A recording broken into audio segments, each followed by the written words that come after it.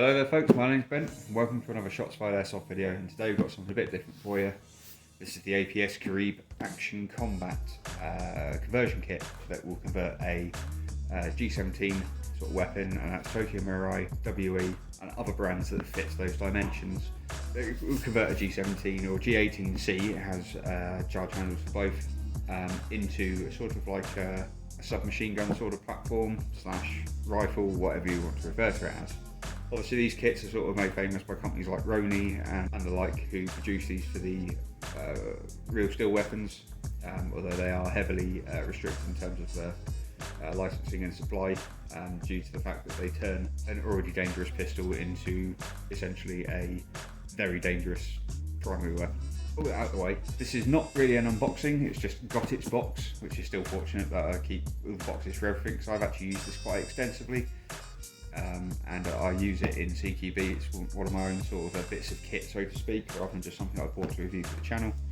And you'll also see my little R17 sidearm, and I'll show that in a bit more detail, which is actually what I run in this, and very much enjoy it.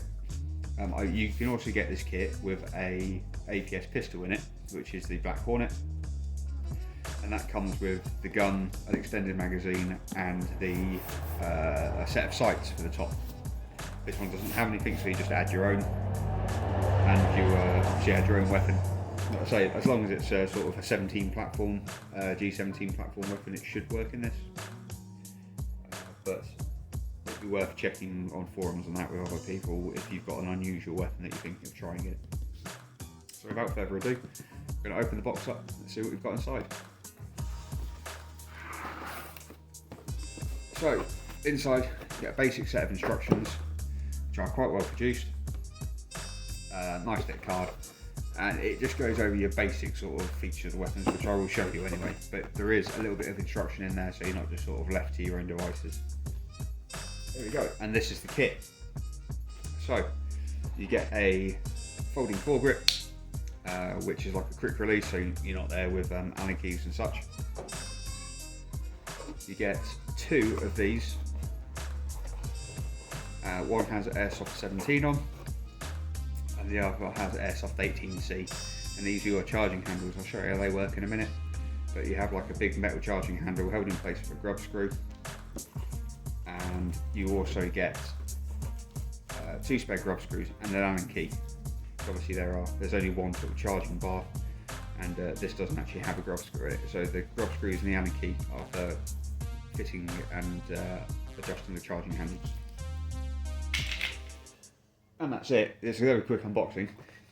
This is the actual kit itself. It is very thick, injection molded plastic, ABS polymer, whatever you want to refer to it as. If I just get the box out of the way. The basic features of this are, it's light, like really light, which is that nice. You have an adjustable stock, which has a little bit of wiggle, but you don't notice it when you're playing with it. It comes with a quick detaching sling point, which can be fitted either side at the back. Just bear in mind there isn't a mount for one on the front, so you'll be single slinging this if you do need to sling it, but it is light, like I was saying before.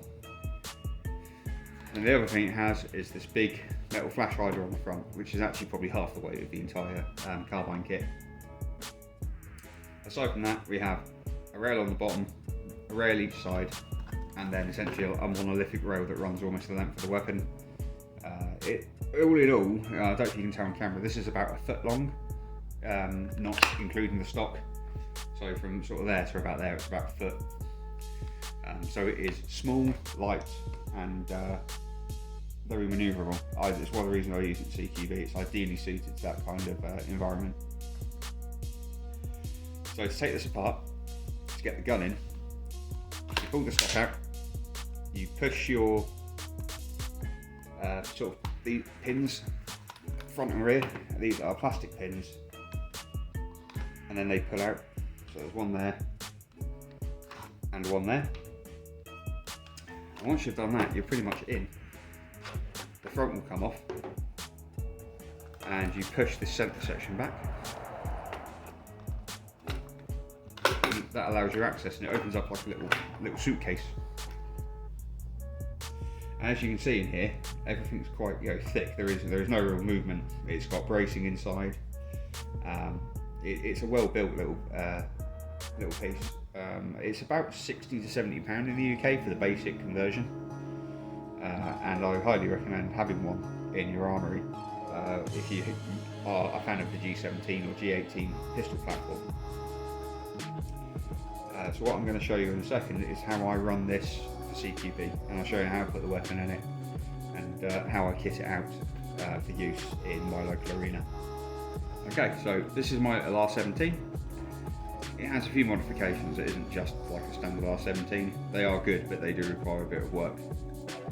So this one has a Garda hop chamber, rubber, pretty much everything, an upgraded nozzle. It's got a flared mag well. It's got some slight modifications to the trigger box, an upgraded recoil spring, and that's pretty much it. That's how I run it. It's still got a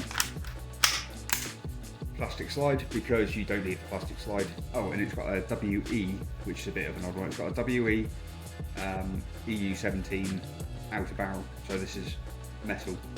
We've got plastic slide and just aluminium outer barrel, which gives you me an 11mm thread. The stock these come with a 12mm thread, but it's in a plastic outer barrel if you have the polymer version, which I do. So after a while they get a bit loose. Obviously the force of the slide smashing backwards and forwards. Over time it almost kind of treats it like what they call them, like a hammer puller for bearings. Slide hammer, sorry, that's it, a slide hammer. And over time it just cracks the end of the barrel and allows the silencer to move around. But I'm going to do a video on the R17. I want to get a stock one and compare it to this one and see if the upgrades have made a difference. These are about 50 quid. You know, they're good little weapons, and they're a replica of a TM Gen 3 pistol, which is one of the more comfortable ones for definite. So without further ado, I'm going to bung it in here, and it's as simple as you want to get the pistol. You want to kind of half fold the case because you can't shut it over the handle. So you see it pops out. Once you've got it in there, just pop it up like that. Well, I have just realised I missed one of the important steps. We need the charge handle. So this is your charge handle. You see it's got little kind of like teeth in it, and the back of every Glock usually has teeth in it like this. And all we do is you pop that on there and pop it down, and that's your charge handle. And we've also got a selection cut out for the sight at the top. So once we've done that, in we go. Once the gun is sat flat, push that over the top. You do have to flex it a little bit to go over the charge handle, and then you push it together.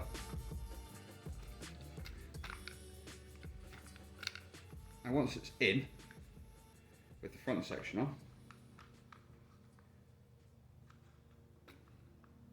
be a little bit fiddly at times. There we are. You see, it's all very in there.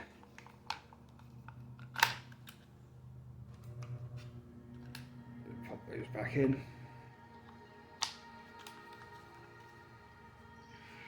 And then the last piece of the puzzle is you can just pop your front grip back on there. One of the nice things about this is that you can actually take the gun out without removing any of the accessories. So earlier I had a camera on this for doing the filming, I had all sorts of other stuff, and you've still only got to pull these two pins, slide your bits back and off, and then the gun will open from here, so you can leave any sights or anything you've got on the top rail. So much more convenient for getting in there for doing like a hop adjustment or anything similar to that. Anyway, so now we'll see we've got our ambidextrous charging handle, which is nice. The gun itself isn't ambidextrous, so but if you had an ambidextrous Glock, you would actually have a fully ambidextrous weapon, so you can charge it from each side. And obviously you've got two sides for your rails, so you've got essentially a fully ambidextrous weapon, or at least the option to be fully ambidextrous, and mount both sides for your quick slings. and it's a lightweight, short-range sort of engagement weapon. You probably wouldn't want to use it on the field unless you've got a really trick block that is going to like get you the kind of ranges that you need for like an AEG out on the field. But for what I use it for in CQB, this is quite a beast. It is very, very comfortable.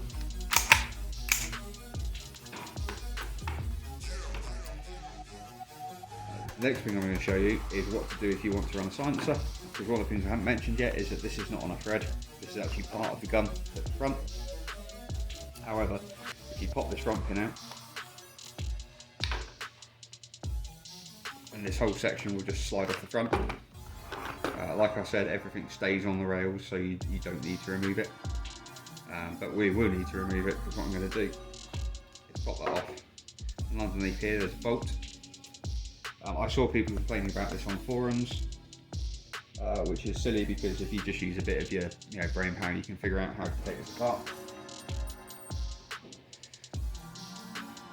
If we undo this bolt and pull it out,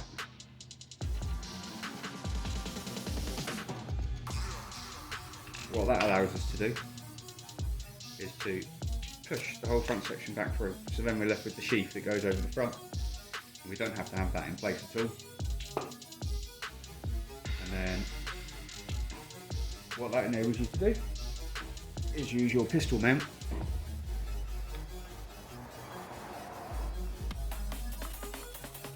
to simply run a small tracer on the front. Now I use this tiny tracer, which is one of your X4 minis.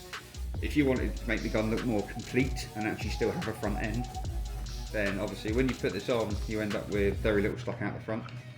See, I'm trying to put it upside down, so that's a common thing.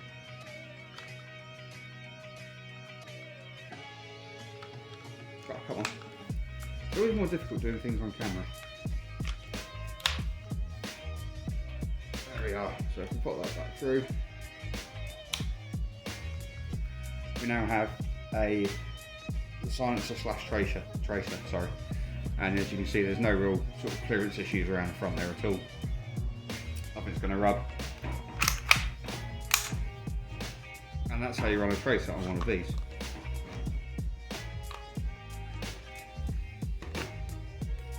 It does kind of make the gun look a bit weird, because you don't have like a front center section. But I say, if you run a longer tracer, you'd still have a little bit stuck out at the end, which would make the gun look like it's got a barrel. It really doesn't bother me, because this is just so great to use. I don't care about having it look slightly odd.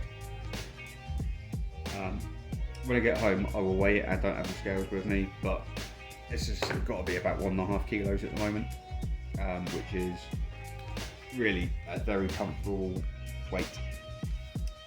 So I'm going to finish this off with a little scope, and then I'll bring you back. Okay, there you go. So this is how I run this for CQB.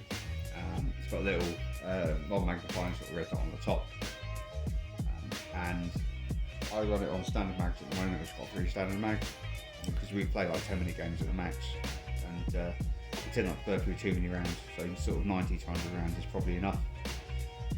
I'm going to get some extended magazines for it, because this R17 does work with the WE extended mags.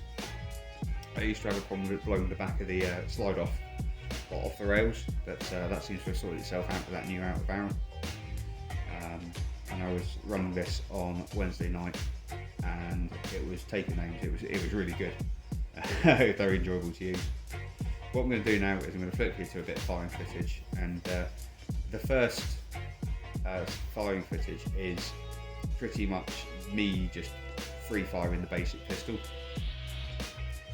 We've got a tracer on, so you should be able to see what's going on. I've got the dual cameras back, and I actually lost my action cam for a while, but when I cleaned up my place, and I've actually just recently found it again, so we're back to dual firing footage. And there's nothing really that wrong with the pistol, it's just obviously it's unstabilised, so I'm trying to fire it quite quick like you would in sort of combat environment. And we're just varying up and down, up and down, and left and right. So we end up sort of like filling up that target section. And the next piece of firing footage I'm going to show you is of this with the APS Caribe kit applied. Exactly the same pistol, same top settings, everything. just in its little holder, and what we end up with is something that's definitely superior. We have so much less side-to-side wobble because there's simply more stabilisation. We do walk up and down the target. That is entirely my fault because I was allowing the red dot to wander on the target, which was silly, but if I could have kept that red dot centered, we would have been a lot more spot on. The other thing, though, obviously, we're actually sat reasonably behind the target again because my red dot isn't quite sighted in for that sort of distance. I sighted in for about 10 yards for CQB. I don't really need it for 15 metres is quite a long distance actually. 15, 30, 45, sort of nearly 50 feet. You're kind of lucky if you get a clean shot over that distance. So if we look at the targets, the way they came off, you see the pistol is just very around that sort of area, whereas the pistol in the carbine kit is a lot more sort of centered in terms of its spread of fire. So I say, like, I allowed it to walk up and down the target, but the actual left to right is probably half to a third the distance wide in terms of variation. Now, one of the things I don't have is a fully automatic. I don't have an 18C at the moment, and I'm highly tempted to get a Tokyo Mirai G18 just to see what it would run like in this. Now, this is where I play CQB, we're not allowed to use full auto, so that's why I don't have a full auto G18C.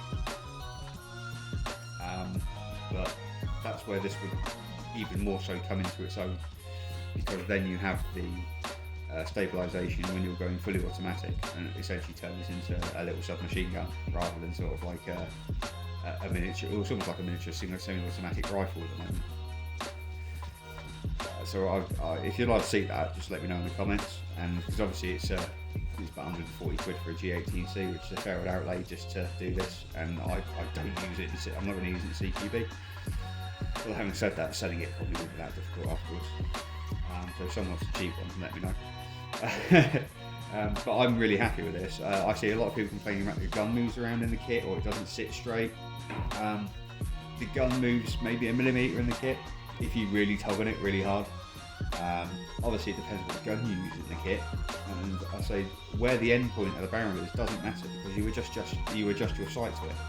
There is no contact between this gun and this kit in terms of firing performance whatsoever. It's just giving you a way of holding it better. So if you find the gun sits, slightly up in here or slightly down in here, you adjust your sight to suit. It doesn't matter whether the gun sits level or not in the kit, because it doesn't affect the point of aim. So I don't really get the question on that, but highly recommend one of these for 60 quid. They're very cool looking, very enjoyable to use. They work with a wide range of guns. If they work with an R17, they work with Tokyo Mirai, and I know they work with a WE. So straight away you've got loads of different styles of Glock out there that will work in this. Anyway, so I've been Ben. Thank you very much for watching. And I'm continuing my battle with the little Colt Junior gas blowback I've got, hoping to get a video of that done quite soon. You'll either see a review of it or you'll see a failure video like we did with the Galaxy and the what was it else that broke? Oh god, Imarex Hater Gen 2 one. So you might even see a fixing video as well. But thank you very much for watching, hope you enjoyed, and buy yourself one of these, it's a good laugh, and I'll see you in the next video. Thank you very much, and goodbye.